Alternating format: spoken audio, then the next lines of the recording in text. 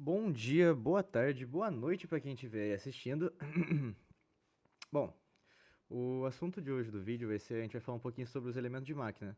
Aquele que a gente já está acostumado, sabe? Elemento de fixação, como parafuso, engrenagem, polia, correia, por aí vai. Mas hoje a gente vai fazer uma coisa diferente, a gente vai dar ênfase nas versões não metálicas desses elementos. Bom, então para que a gente vai utilizar esses elementos não metálicos? Para que eles servem, na verdade? É só para derrotar o Magneto?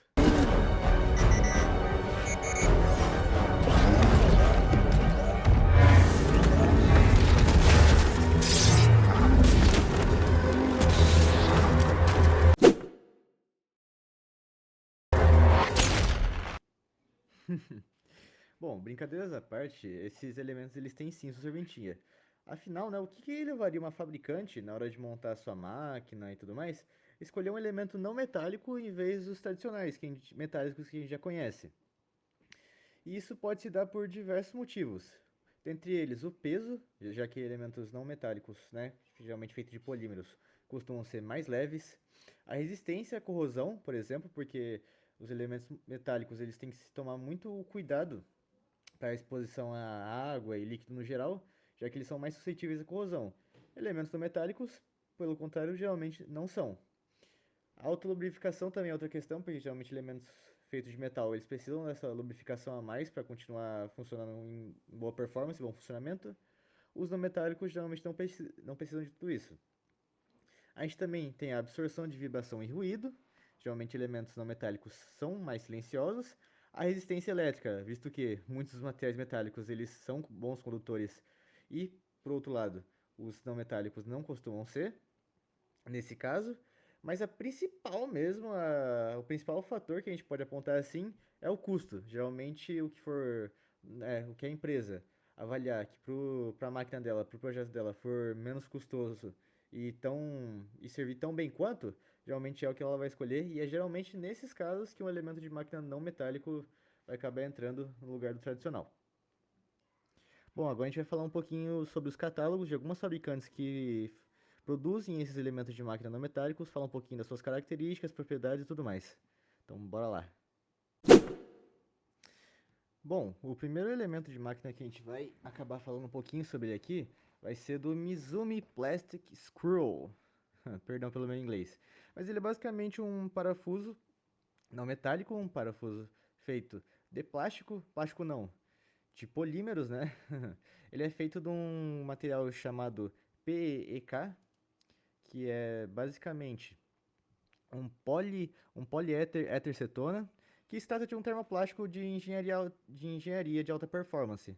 Ele é conhecido por uma boa resistência mecânica, química, aguenta também em altas temperaturas, combinado também com uma inflamabilidade bem baixa e boas propriedades elétricas, por causa daquilo que eu já citei anteriormente, de que esse tipo de elemento metálico ele geralmente já é mais procurado para não conduzir eletricidade, né? Enfim, outra coisa que a gente pode perceber desse modelo aqui em específico é que ele é bem pequenininho. Se a gente for ver, por exemplo, aqui a tabela das medidas em polegadas, a gente pode ver que o diâmetro da cabeça essa aqui é sextavada, não passa de meia polegada, tá ali em 0,438. A, o comprimento ali da cabeça também é de 11 sobre 64 avos de polegada, então é bem curtinho. E aí o comprimento dele a gente vê que varia de 3,8 até meia polegada. Então a gente vê que ele é bem pequenininho mesmo e que no geral a fabricante que for montar sua máquina vai precisar de um parafusinho bem pequenininho, desse tamanho aí. Vamos lá, o segundo elemento de máquina que a gente vai estar aqui é o Non-Metallic Flat Washers, que vai ser basicamente uma arruela não metálica. Ela pode ser feita tanto de nylon, como está sendo citado aqui, ou do nosso famosíssimo policoreto de vinilo, também conhecido como PVC. No geral, a utilização desses materiais aqui vai ser numa busca de um barateamento, num baixo custo, material bom, resistente, fácil de conseguir, de produzir e de baixíssimo custo, afinal elas são vendidas e utilizadas aos montes.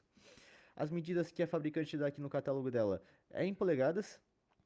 Então, nesse modelo aqui, por exemplo, que é feita de nylon, a gente pode ver que o diâmetro do furo interno vai ser de 0,065 polegadas, o diâmetro externo da arruela como um todo vai ser de 1/8 polegadas, e o thickness, que é a grossura, vai ser de 0,010 polegadas, ou seja, é uma arruela mesmo, ela é bem pequenininha, bem minúscula e geralmente é utilizada em grandíssima quantidade. Então, bora pro próximo. O próximo que a gente vai falar aqui vai ser da Plastic Spur Gear, que vai ser uma engrenagem. Engrenagem essa que vai ser do material MC901, que é nada mais nada menos que um nylon fundido estabilizado termicamente. Algumas características dele são uma maior força, maior resistência a estresse mecânico, dureza, rigidez, enfim, ele vai ser um material bem resistente, afinal é uma engrenagem, então ela vai ser exposta a bastante trabalho e precisa dessa resistência a mais. Aqui no número de catálogo PS115 a gente vai ter algumas informações, como por exemplo 15 dentes por engrenagem.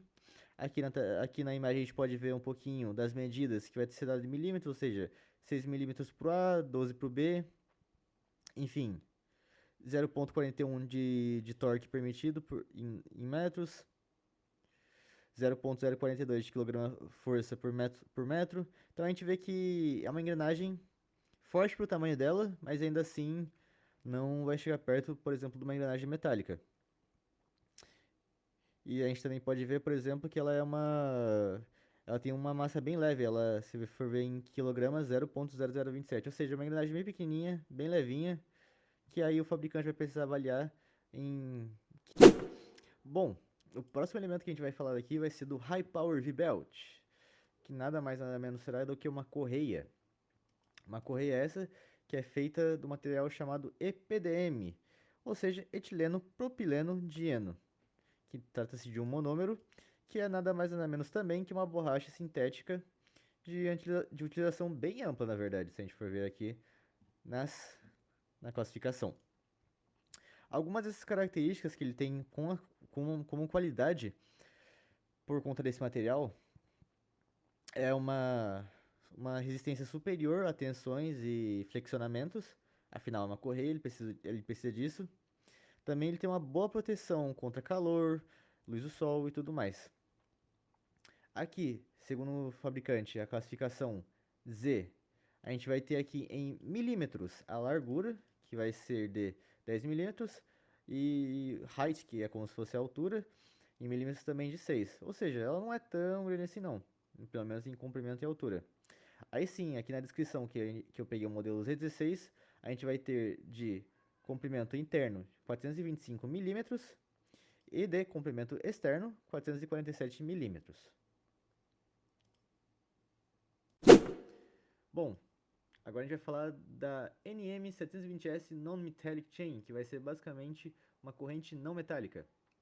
A composição dela vai ser a seguinte: o pino é feito de nylon com enchimento de vidro e o elo é feito de acetal sem enchimento.